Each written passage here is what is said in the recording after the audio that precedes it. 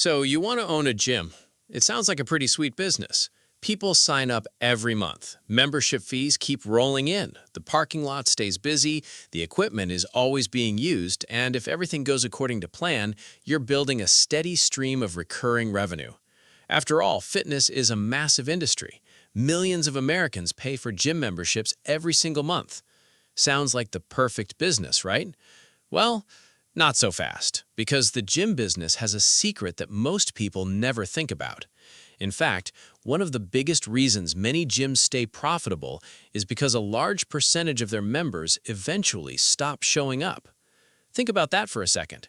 Customers continue paying even when they're not working out. And that's where the economics of owning a gym start to get really interesting. Because behind the treadmills, weight racks, and fitness classes, there's an entire business model most people never see. And understanding that business model could be the difference between building a successful gym and losing a fortune trying. So why do so many people dream about owning a gym? Well, from the outside, it looks like a fantastic business. The fitness industry generates billions of dollars every year, and as more Americans focus on health, fitness, and wellness, demand for gyms continues to grow. Every day, millions of people walk into fitness centers across the country.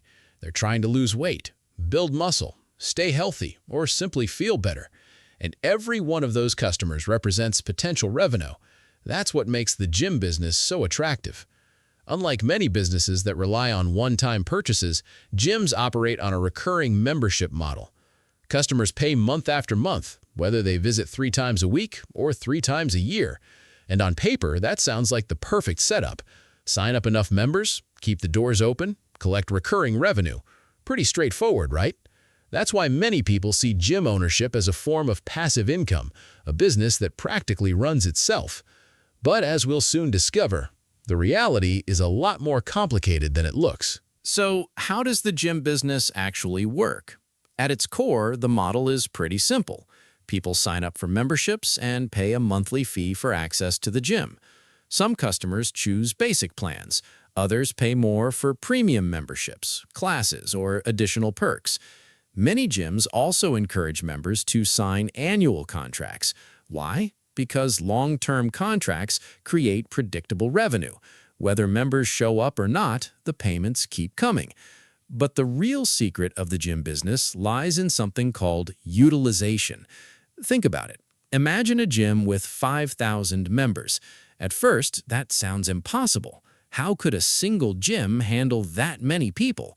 The answer is, it doesn't have to, because most members aren't in the gym at the same time. In fact, many members only visit a few times each month. Some stop coming altogether, yet many continue paying their membership fees. This creates a unique situation.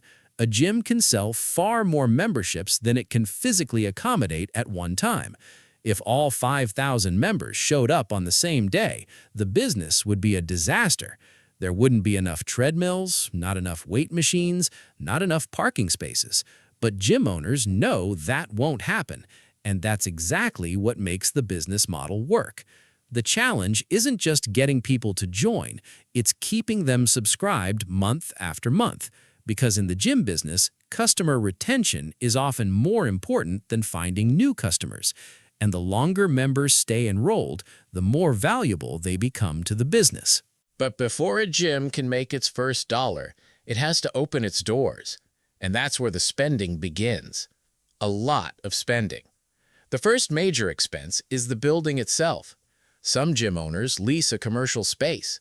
Others buy a property outright.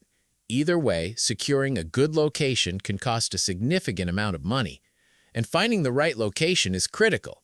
A gym hidden in a low-traffic area may struggle to attract members no matter how good the facility is. Then come the renovations. Most commercial spaces aren't designed to be gyms. Walls may need to be removed, locker rooms may need to be built, new flooring, lighting, mirrors, and showers often need to be installed. And then there's the equipment. Rows of treadmills, exercise bikes, squat racks, weight machines, dumbbells, benches. Commercial-grade fitness equipment isn't cheap. A single treadmill can cost several $1,000s, and a fully equipped gym may require hundreds of pieces of equipment. But the costs don't stop there. You'll also need insurance, because when people are lifting weights and using machines, accidents can happen. Most gyms also need business licenses and permits before they can legally operate. Security systems are another important expense. Many facilities invest in cameras, key card entry systems, and alarm systems to protect both members and equipment. And finally, there's marketing, because even the best gym in town won't make money if nobody knows it exists. Before opening day, many gym owners spend thousands of dollars on advertising, promotions, social media campaigns, and grand opening events. By the time everything is ready, the total investment can be substantial. Depending on the size, location, and quality of the facility, opening a gym can cost anywhere from tens of thousands of dollars to hundreds of thousands of dollars. And that's before the business serves its very first customer. Opening the gym is only the beginning, because once the doors open, the bills never stop. Every single day, the business needs money just to keep running. First, there are employee salaries. Most gyms need front desk staff to greet members, answer questions, and manage check-ins. Larger facilities may have multiple employees working throughout the day. Then there are personal trainers. Some trainers work independently. Others are employed directly by the gym. Either way, payroll quickly becomes one of the biggest operating expenses. And let's not forget the cleaning crews. A gym can have hundreds or even thousands of people using the facility every week. Machines need to be wiped down, locker rooms need to be cleaned, floors need to be maintained. Members expect a clean and safe environment every time they walk through the door. Then come the utility bills: lights, air conditioning, heating, water, internet. Large gyms consume a surprising amount of energy, especially during peak hours when dozens of machines are running at the same time. Equipment maintenance is another ongoing expense. Treadmills break down, cables wear out, machines need repairs, and replacing commercial fitness equipment can be expensive. Many gym owners also pay for software subscriptions, membership management systems, billing platforms, scheduling software, access control systems. These tools help run the business efficiently, but they add another monthly expense. Individually, these costs may not seem overwhelming, but together they can add up quickly. And that's the reality of owning a gym. The revenue might come in every month, but so do the bills.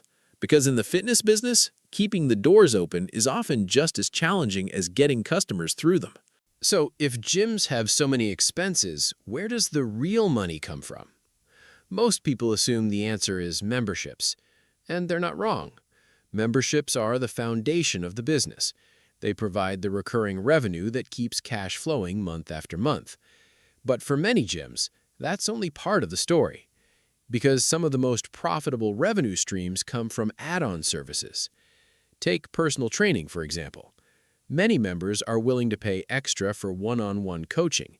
They want personalized workout plans, expert guidance, and accountability. For gym owners, personal training can be a highly profitable service. Then there are group fitness classes, yoga, spin classes, HIIT workouts, boot camps. Instead of training one customer at a time, an instructor can teach dozens of members in a single session. That means more revenue from the same hour of work. Some gyms also generate income through supplements and nutrition products, protein powder, vitamins, pre-workout drinks, energy beverages. While these products may seem small compared to membership fees, they often carry attractive profit margins. And the opportunities don't stop there. Many facilities sell branded merchandise, t-shirts, water bottles, gym bags, hoodies. Not only does merchandise generate additional revenue, it also helps promote the brand. Premium memberships can be another major source of income. Some customers are willing to pay extra for exclusive workout areas, saunas, recovery rooms, or specialized fitness programs. And those higher-priced memberships can significantly increase profitability. In fact, one of the biggest surprises in the gym business is that many facilities make more profit from add-on services than from basic memberships alone. because while memberships bring customers through the door, it's often the extra services that generate the strongest margins. The most successful gym owners understand this. They're not just selling access to equipment, they're building multiple streams of revenue from the same customer. And that's where the real economics of the gym business start to become clear. From the outside, a busy gym can look like a gold mine. The parking lot is full, the machines are occupied, and members are constantly coming and going. But here's something most people don't realize. A packed gym can still lose money. Because behind every successful-looking fitness center, there are risks that can quietly eat away at profits. The first is member cancellations. People join gyms with the best intentions. They set goals, they buy workout clothes, they promise themselves this year will be different. But after a few weeks or months, many lose motivation. And when enough members cancel, revenue can drop surprisingly fast. Then there's competition. A new gym opens across town. It offers newer equipment, lower prices, or better amenities. Suddenly, members have more choices, and keeping customers becomes much harder. Equipment breakdowns are another constant challenge. Commercial fitness equipment gets used thousands of times every month. Treadmills fail, weight machines wear out, and repairs can be expensive. When equipment is out of service, members notice, and unhappy members are more likely to leave. There's also the risk of injuries. No matter how careful a gym is, accidents can happen. A member slips, drops a weight, or gets injured while using equipment. That's why insurance is so important, because lawsuits and liability claims can become extremely costly. The economy can create problems too. During tough financial times, many people start cutting unnecessary expenses, and unfortunately, gym memberships are often the first things people cancel. Even something as simple as rising rent can put pressure on a gym's finances. A lease renewal, higher property costs, or increasing operating expenses can suddenly reduce profit margins. And that's what makes this business so challenging. It's not enough to fill a gym with members. Owners must constantly manage risks, control costs, and keep customers happy. Because in the fitness industry, success isn't measured by how crowded the gym looks. It's measured by whether the numbers still work behind the scenes. By now, it's easy to see why the gym business can be attractive. Recurring revenue, multiple income streams, and a growing fitness industry.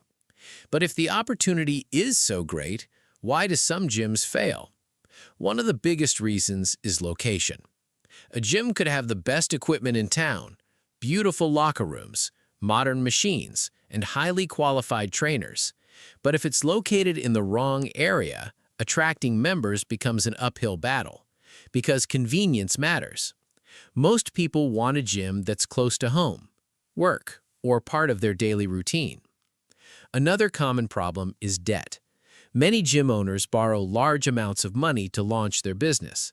They finance equipment, renovations, and startup expenses. But if membership growth is slower than expected, those loan payments can quickly become a burden. Marketing is another area where gyms often struggle. Opening a gym is one thing, getting people to join is another.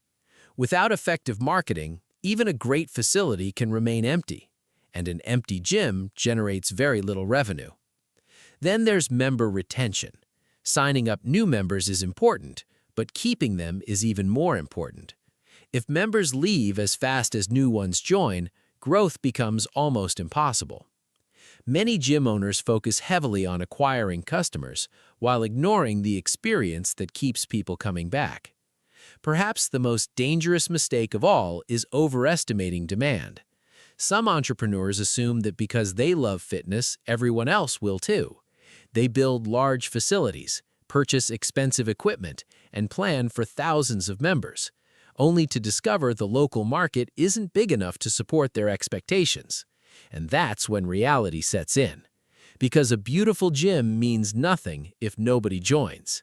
At the end of the day, success isn't determined by how impressive the facility looks. It's determined by whether enough customers are willing to pay for it month after month. And for many gym owners, that's the hardest challenge of all. So after all the cost, the risks, and the challenges, is owning a gym actually worth it? The answer is, it depends. When managed well, A gym can be a very attractive business.